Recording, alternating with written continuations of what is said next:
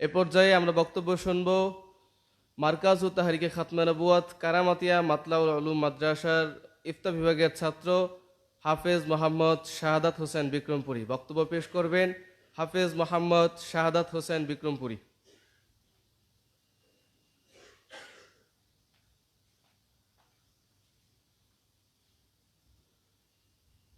إن الحمد لله نحمده ونستعينه ونستغفره ونعوذ بالله من شرور أنفسنا أما بعد أعوذ بالله من الشيطان الرجيم بسم الله الرحمن الرحيم ما كان محمد أبا أحد من رجالكم ولكن رسول الله وخاتم النبيين صدق الله العظيم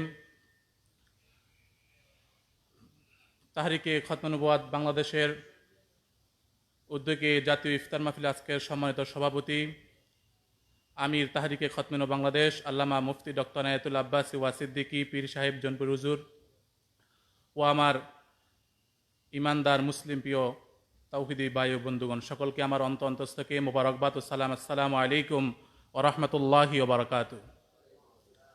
আজকে আমরা এখানে একত্রিত হয়েছি জাতীয় ইফতার মাহফিল যারা আয়োজন করা হয়েছে তাহরিকে খাতমে নবুয়াত বাংলাদেশের উদ্যোগে। আল্লাহ তাআলা রব্বুল আলামিন পবিত্র কোরআন কারীমের মধ্যে বলেন, মা কানা মুহাম্মাদুন আবা আহাদিম মির রিজালিকুম ওয়ালাকিন রাসূলুল্লাহি ওয়া খাতামান নাবিয়্যিন। হে মানব জাতি, মুহাম্মদ সাল্লাল্লাহু আলাইহি ওয়াসাল্লাম তোমাদের মধ্য হতে কোনো বয়স্কপ্রাপ্ত পুরুষের পিতা নন, কিন্তু আমরা তো জানি মুহাম্মদ সাল্লাল্লাহু আলাইহি ওয়াসাল্লামের চারজন ছেলের সন্তান ছিল। তাহলে আল্লাহ তাআলা কেন কথা বললেন? আল্লাহ তাআলা তার হাবিব মুহাম্মদুর রাসূলুল্লাহ সাল্লাল্লাহু আলাইহি ওয়াসাল্লামের চারজন ছেলের সন্তানকেই বালেগ হওয়ার আগে উঠাই নিলেন। আল্লাহ রসুল সাল্লাল্লাহু আলাইহি সাল্লামকে চাইলে রাখতে পারতেন না? রাসূল করিম সাল্লাল্লাহু আলাইহি সাল্লাম বলেন, লাউ আরাদতু আন তাসিরাল জিবালু মাইয়া যাহাবান ওয়া ফিদ্দাতান লাসারাত। শোনো আমার সাহাবীরা, আমি রসুল মুখে বলার দরকার নাই, যদি অন্তরে জাগে আল্লাহ তাআলা রাব্বুল আলামিন আরবের পাহাড়গুলো সোনার উপর করে তৈরি করে দিবেন। শুধু তৈরি করবেন না, আমার ডানে বামে দৌড়াতে শুরু করবে। সে রাসূল করিম সাল্লাল্লাহু আলাইহি ওয়াসাল্লামের চারজন ছেলের সন্তানকে আল্লাহ পাক রব্বুল আলামিন উঠাই নিলেন, তার একটাই কারণ, যেন মানব জাতির মনে ন্যূনতম প্রশ্ন না জাগে মুহাম্মদ সাল্লাল্লাহু আলাইহি ওয়াসাল্লামের পর কোন সন্তানটি নবী হবে। আল্লাহ তাআলা রব্বুল আলামিন পরের আয়াতে বলেন, ওয়ালাকি রাসূলুল্লাহ, তিনি হলেন আমার রসুল। তারপরে আল্লাহ তাআলা আরো স্পষ্ট করলেন, ওয়া খাতামান নাবিয়্যিন, তিনি সর্বশ্রেষ্ঠ নবী। সুবহানাল্লাহ।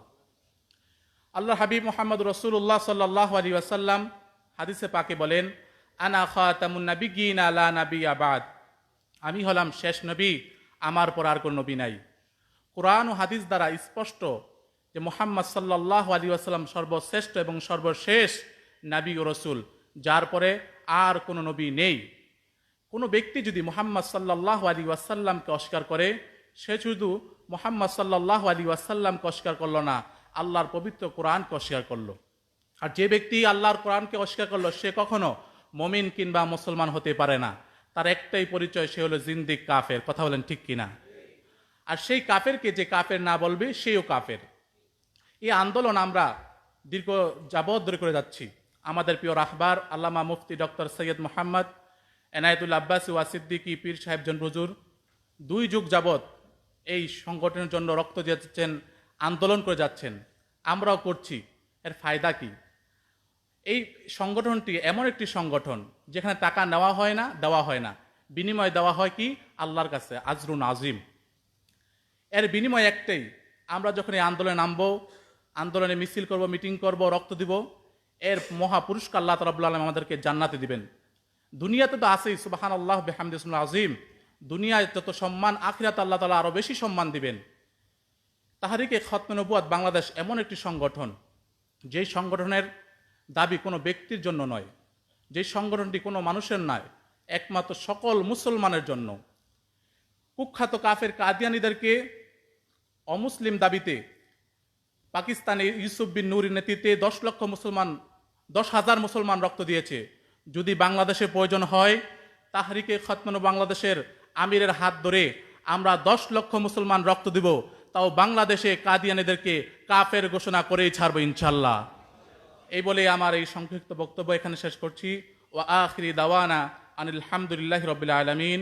আসসালামু আলাইকুম ওয়া রাহমাতুল্লাহি ওয়া বারাকাতুহু।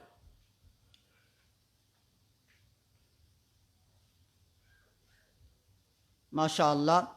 এ পর্যায়ে